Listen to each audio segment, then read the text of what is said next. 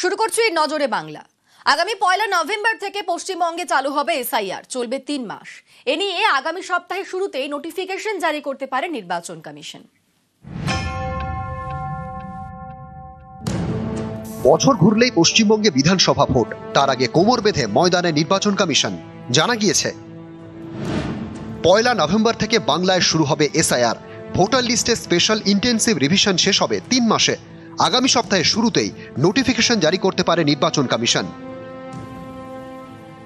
SIR এর নাম করে যেভাবে নির্লজ্জভাবে নির্বাচন কমিশন বিজেপির হয়ে ভোট চুরি করতে নেমেছে, তাতে স্বাভাবিকভাবেই প্রতিবাদ ছিল, প্রতিবাদ আছে, আগামীতে প্রতিরোধ হবে। এই যে বর্ডার লাগোয়া বাংলাদেশ বর্ডার লাগোয়া অঞ্চল, এখানে দেখা যাবে প্রায় অধিকাংশ লোকসভা আসনে বিজেপি জিতেছে এবং সেগুলো ইনভেরিয়েবলি হিন্দু শরণার্থী ভোট ব্যাংক। দেখা যাচ্ছে সকলের নাম বাদ চলে যাবে, কারণ তাদের কারোর প্রায়র কোনো ডকুমেন্ট নেই। এই জায়গায় দাঁড়িয়ে পরিষ্কার করে আমরা বলছি, যারা বৈধ নাগরিক তাদের নাম যেন বাদ না যায়। কিন্তু বিজেপি যে আগুন নিয়ে খেলতে চাইছে, সেই আগুনের লেগে ওদের নিজের সোনার মুখেই ছাড়তে হবে। কেন্দ্রীয় নির্বাচন কমিশন তাদের সাংবিধানিক পরিধির মধ্যে থেকে এসআইআর করছেন। একটা সুস্থ স্বাভাবিক ভোটারদের লিস্ট আমরা পাবো, সমস্ত রাজনৈতিক দল পাবো, যেখানে কিনা বাংলাদেশি অনুপ্রবেশকারী মুসলমান ভোটার থাকবে না, রোহিঙ্গা ভোটার থাকবে না। তো এখন এদের এই বেদনার বালুচরে দাঁড়ানো বন্ধ হোক। কোন মতুয়া কোন কাউকে নিয়ে এদের ভাবতে হবে না। এরা অনেক ভেবেছে, বাংলার মানুষ এখন এদের ভাবনা থেকে মুক্তি চাইছে। 26-এর নির্বাচন তৃণমূলের বিসর্জন। এ রাজ্যের সমস্ত জেলা শাসকদের মুখ্য নির্বাচনী আধিকারিক জানিয়ে দিয়েছেন, এসআইআর প্রস্তুতি শুরু করে দিন, বাকি থাকা কাজগুলি দ্রুত শেষ করতে হবে। পশ্চিমবঙ্গের সিইও মনোজ কুমার আগরওয়ালের নির্দেশ, শুক্রবার থেকে রাজ্যের মুখ্য নির্বাচনী আধিকারিকের অফিস সব সময় খোলা থাকবে। সমস্ত জেলা নির্বাচনী আধিকারিক এবং ইলেকটোরাল রেজিস্ট্রেশন অফিসারদের হেল্প ডেস্ক খুলতে হবে। যেদিন এসআইআর ঘোষণা হবে তার পরের দিনে সর্বদলীয় বৈঠক ডাকা হবে। মুখ্য নির্বাচনী আধিকারিক সর্বদলীয় বৈঠক ডাকবেন, প্রত্যেক জেলা শাসকও সর্বদলীয় বৈঠক ডাকবেন। বৈঠকে যা আলোচনা হবে তার সমস্ত তথ্য নির্বাচন কমিশনকে পাঠাতে হবে। সম্প্রতি নিরাপত্তা নিয়ে নির্বাচন কমিশনের কাছে উদ্বেগ প্রকাশ করেন বুথ লেভেল অফিসাররা। এরপরেই মুখ্য নির্বাচনী আধিকারিকের দপ্তর জানিয়ে দিয়েছে, এসআইআর শুরু হলে যাবতীয় ক্ষমতা থাকবে কমিশনের হাতে। এসআইআর এর সঙ্গে যুক্ত কোনো কর্মী বা আধিকারিককে বদলি করা যাবে না। বিএলওদের অন্য কাজ করতে হবে না। শিক্ষকদের ক্ষেত্রেও এই নিয়ম প্রযোজ্য। পশ্চিমবঙ্গ থেকে অনেকেই ভিন রাজ্যে কাজ করেন, তাদের জন্য বিশেষ ব্যবস্থা নিয়েছে নির্বাচন কমিশন। নির্দেশ দিয়েছে, পরিযায়ী শ্রমিকদের জন্য বিশেষ হেল্প ডেস্ক খুলতে হবে। এসআইআর ঘোষণার সঙ্গে সঙ্গে প্রত্যেকটি জেলায় একটি করে বাংলায় অনুবাদ করার জন্য টিম তৈরি করে রাখতে হবে। প্রত্যেকটি জেলা নির্বাচনী আধিকারিকের সঙ্গে নিয়মিত যোগাযোগ রাখবেন অতিরিক্ত মুখ্য নির্বাচনী আধিকারিকরা। নিউজ 18 বাংলা। এসআইআর বিরোধিতায় একাধিক সংগঠন। আজ এসআইআর প্রতিবাদ মিছিল, কলেজ স্কোয়ার থেকে ধর্মতলা মিছিল।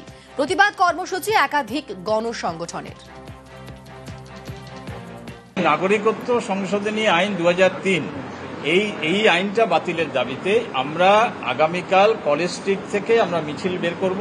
আমরা এটা মনে করি যে এসআইআর এর নামে যেটা হতে যাচ্ছে গোটা ভারত জুড়ে এবং পশ্চিমবাংলায় এবং যেটা বিহারে হয়েছে, এটা হচ্ছে আসলে এসআইআর এর নামে এনআরসি করার একটা ভয়ঙ্কর ষড়যন্ত্র। নভেম্বরের শুরুতেই এ রাজ্যে শুরু হচ্ছে এসআইআর, আর সেই এসআইআর আবহেই নিশীথ উদয়ন তর্জাতুঙ্গে। জেলার ক্ষেত্রে কমপক্ষে 3 লক্ষ এই ধরনের অবৈধ ভোটার রয়েছে, যাদের নাম তালিকায় রয়েছে অথচ যারা এখানে বসবাস করেন না। আবার অনেকে রয়েছেন ভুয়ো ভোটার, 2002-এর পরে এসে একটা ব্যক্তিকে বাবা বানিয়ে তার নামের সুবিধা নিয়ে সেখানে কিন্তু ভোটার তালিকাভুক্ত হয়েছে। তো সব মিলে বলা যায় যে একটা পরিশুদ্ধ ভোটার তালিকা সামনে আসতে চলেছে। দিনাটা, সীতাই, শীতলকুচি, তুফানগঞ্জের একটা পার্ট, মেকলিগঞ্জ, যে বর্ডার ভিলেজেস গুলো রয়েছে, এখানে দেখা যাচ্ছে জন্মের যে হার, সেই হারে যদি বৃদ্ধি হতো জনসংখ্যা, তাহলে যা হতো তার থেকে দ্বিগুণ সংখ্যক। এটা তো অসম্ভব। এসআইআর এর মধ্যে দিয়ে যদি অভারতীয় কারো নাম বাদ যায় ভোটার তালিকার থেকে, তাহলে সবার আগে নিশীথ প্রামাণিকের নামটা বাদ দিতে হবে। প্রমাণ করতে হবে না যে ভারতীয়। ঘিতালদা, ওকড়াবাড়ি, সুকারুকুটি, এইসব জায়গায় হয়তো মুসলিমের সংখ্যা বেশি, কিন্তু প্রচুর হিন্দুও এই এলাকাগুলোতে বাস করে। ওকে এই অধিকার কে দিল যে এদেরকে এইভাবে অসম্মান করা? সবার আগে ওর নামটা বাদ দিক, দিয়ে তারপরে যেন 3 লক্ষ লোকের নামের কথা বলে। শুভেন্দু অধিকারীর বিরুদ্ধে নতুন করে এফআইআরে আইনি কোনো বাধা রইল না, তার রক্ষা কবচ প্রত্যাহার করে নিল কলকাতা হাইকোর্ট। বিচারপতি জয় সেনগুপ্তের মন্তব্য, এই রক্ষা কবচ অনির্দিষ্টকালের জন্য থাকতে পারে না।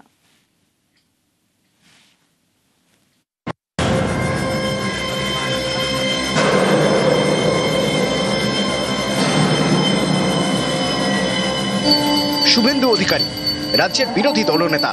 2021 সালে কলকাতা হাইকোর্ট অন্তর্বর্তী নির্দেশ দেয়, শুভেন্দুর বিরুদ্ধে এফআইআর করতে গেলে আদালতের অনুমতি নিতে হবে। এ নিয়ে সুপ্রিম কোর্ট ঘুরে ফের কলকাতা হাইকোর্টে মামলা পৌঁছয়। শুক্রবার ছিল সেই মামলার রায়দান। বিচারপতি জয় সেনগুপ্ত বলেন, এই রক্ষা কবচ অনির্দিষ্টকালের জন্য থাকতে পারে না। এরপরেই শুভেন্দু অধিকারীর এফআইআর রক্ষা কবচ নির্দেশ প্রত্যাহার করে নেন। ফলে শুভেন্দুর বিরুদ্ধে নতুন এফআইআরে আইনি কোনো বাধা রইল না। এদিন বিচারপতি জয় সেনগুপ্ত বলেন, শুভেন্দু অধিকারী সম্পর্কিত 16টি মামলা আদালতের বিবেচনায় ছিল। এর মধ্যে 15টি খারিজ করছে আদালত। মানিকতলা থানার একটি মামলা, নন্দীগ্রামের 2টি, তমলুকের 1টি এবং কাঁথির 1টি মামলার তদন্ত করবে সিট। বিশেষ তদন্তকারী দলে সিবিআই এবং রাজ্য পুলিশ থেকে 6 জন করে থাকবেন। 2021 সালে শুভেন্দু অধিকারীর বিরুদ্ধে একের পর এক মামলা হয়। এর বিরুদ্ধে তিনি কলকাতা হাইকোর্টের দ্বারস্থ হন। বিচারপতি রাজাশেখর মান্থা নির্দেশ দেন, আদালতের অনুমতি ছাড়া শুভেন্দুর বিরুদ্ধে এফআইআর করা যাবে না। ফলে তার বিরুদ্ধে এফআইআর করতে তৈরি হয় জট। এদিন শুভেন্দুর সেই এফআইআর রক্ষা কবচ তুলে নিল হাইকোর্ট। এখন আগেকার প্রোটেকশন অনুযায়ী তো সব কোনো ম্যাটারে এফআইআর করা যাচ্ছিল না, সেগুলো এখন রাস্তা খুলে গেল। এবার যে যে কমপ্লেনগুলো ছিল, সেই কমপ্লেনগুলো আজকে যদি এফআইআর লজ করে প্রসিড করতে চায়, পুলিশ প্রসিড করবে। রক্ষা কবচ প্রত্যাহার কথাটা বলা ভুল হবে।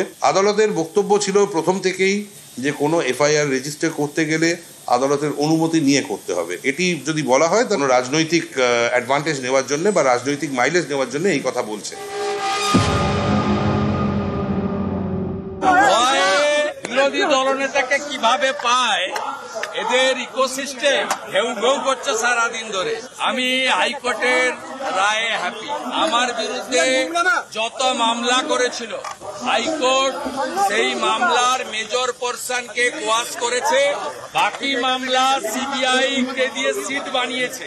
রাজ্য পুলিশ যে মমতার রাজনৈতিক টুল, এটা হাইকোর্টের আজকের রায়ে প্রমাণ হয়ে গেছে। তৃণমূল কংগ্রেস বা রাজ্য সরকার যা বলছিল তাতে মান্যতা দিয়েছেন। জাস্টিস জয় সেনগুপ্ত তিনি বলেছেন এটা চলতে পারে না অনির্দিষ্টকালীন। অর্থাৎ শুভেন্দুবাবু রক্ষা কবচ তার উপর ভর করে যে আপত্তিকর কথা, অশালীন কথা, প্ররোচনামূলক আচরণ এবং আইনকে তোয়াক্কা করেননি, আজ এই রায়ের পর তাকে গোটা বিষয়টা দেখতে হবে।